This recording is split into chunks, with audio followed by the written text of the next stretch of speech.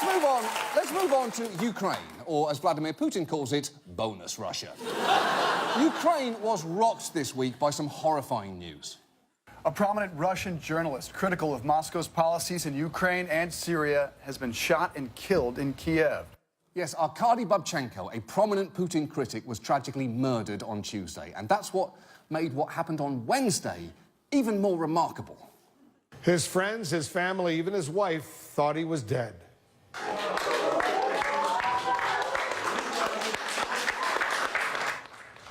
But today, a shocking turn of events. A Russian journalist, Arkadija Babchenka, turned up alive on Ukrainian TV. As it turns out, his fake death was all part of what was described as a special operation to take down a team of Russian assassins. It's true. Babchenko faked his death to bring down a team of Russian assassins, which sounds less like a legitimate news story than the plot of a spy thriller called Your Dad Would Really Love This Book.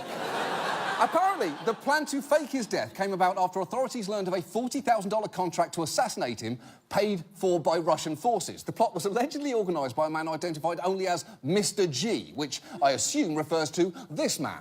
That's right, Kenny, your cover is finally blown, and it's obvious in hindsight, you simply can't play jazz as smooth as that without secretly being a monster.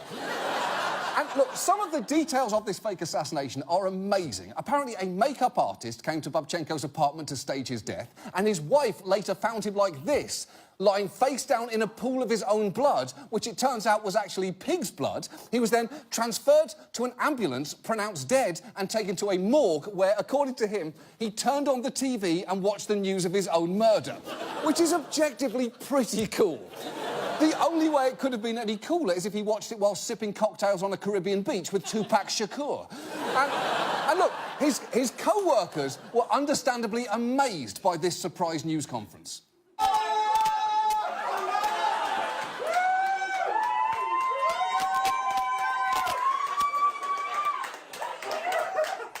I mean, that is truly incredible to watch, mainly because of how refreshing it is to see an office where people actually like their co-workers.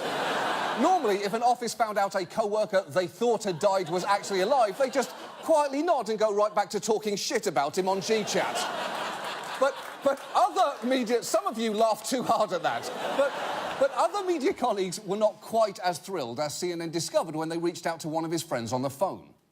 I think the overriding emotion that we all have right now is that, you know, we're very pissed off because he sort of put us through hell. Yeah, and you know what? That's an understandable response. In fact, I believe the Apostle Paul's first words to the resurrected Jesus were, "Real funny, shitbird." And look, it wasn't just his colleagues with cause to be angry, as a London radio host pointed out. And he apologised to his wife. Wait for this. Good Lord. He apologised to his wife because she knew nothing about any of this. So when she found her husband at the foot of the stairs in a pool of blood, having apparently been shot in the back, that was very real to her. That is, my goodness me, it's going to take quite a bunch of flowers to get over that, isn't it? It is. And you're right, he probably should get his wife some flowers, and he won't actually have to spend any money on them since he can pick up a ton for free at his own grave.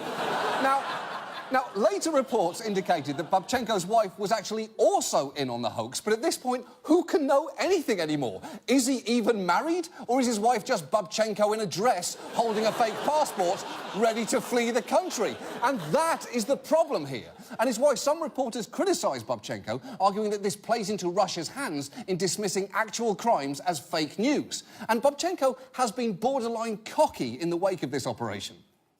Having cheated death, Arkadija Babchenka says he will live to dance on Vladimir Putin's grave. Well, I really hope that's true, Babs, but I wouldn't be so sure. First, you're implying that because you successfully faked your death, you're somehow immune from future assassination, which I don't think is how anything works. And more importantly, you're assuming that Putin will end up in a grave. And there's just no way that's true, because when Putin does die in 400 years, his body will simply explode into hundreds of bats that scatter into the night sky. That is simply a fact.